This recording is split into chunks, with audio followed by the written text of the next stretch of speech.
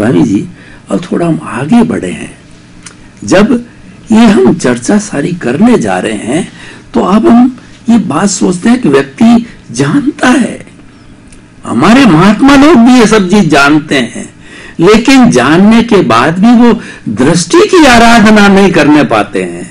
वो सब जानते हैं कि मैं शुद्ध आत्मा हूं, फिर भी जो है वो रिलेटिव सत्य के अंदर तुरंत चले जाते हैं और वो करना, फिर उनको ध्यान आ रहा है अरे मैं भटक गया, फिर वो वापस आते हैं कि मुझे सही आना चाहिए। ये हमारा उलट फेर महात्मा लोगों के साथ भी चलता रहता है।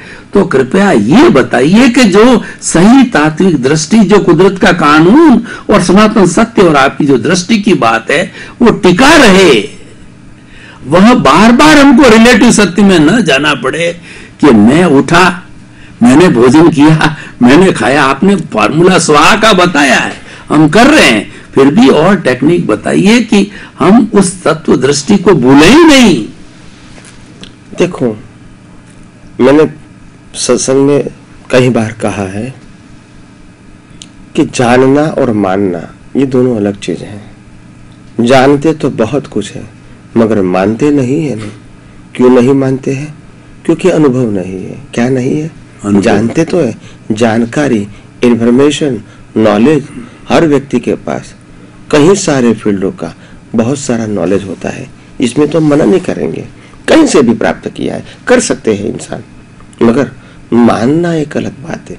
मानना का मतलब होता है यू हैव टू इन्वॉल्व। जानने का मतलब होता है knowledge. I know that it is a knowledge only, but for application जो मैं मानता हूँ वही अप्लाई करूंगा। जानता हूँ वो नहीं, मानता हूँ वो।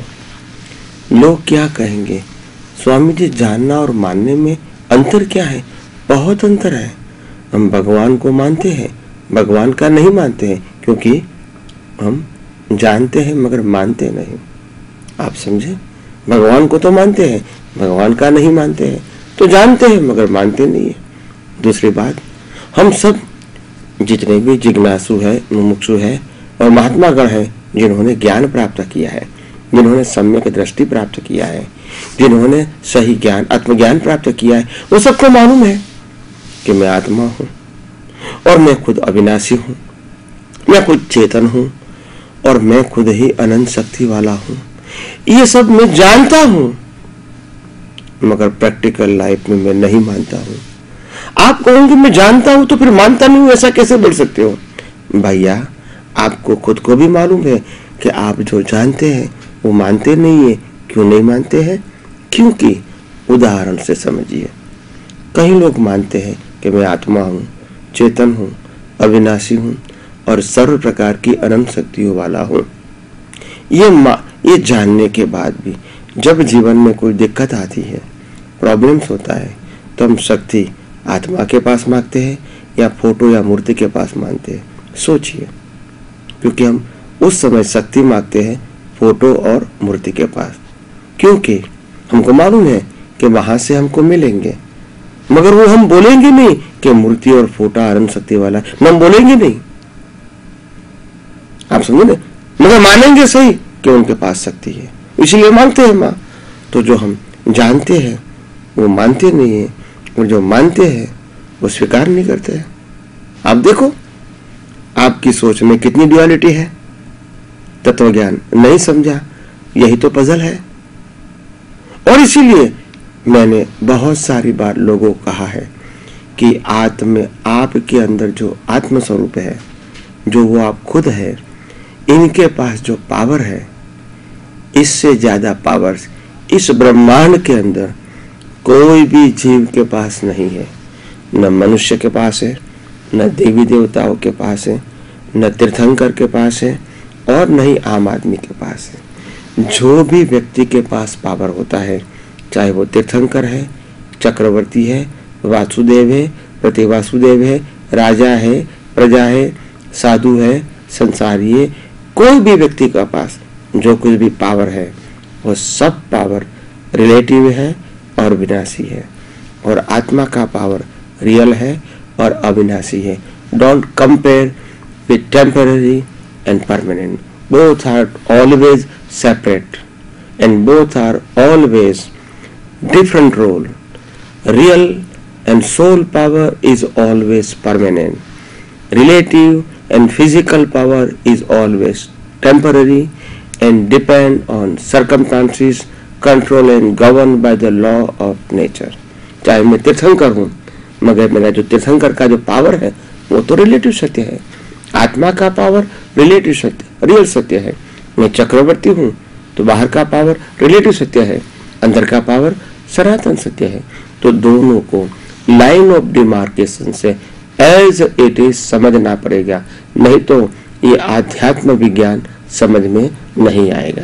तो आप ये समझो कि पावर तो पावर है, मैं उसमें मना नहीं करूंगा, मगर जो पावर आत्मा की हाजिरी से प्रकट होता है वो शाश्वत नहीं होता है, और जो पावर आत्मा का खुद का है जो प्रकट नहीं हुआ है, परमानेंट है, वो अविनाशी है।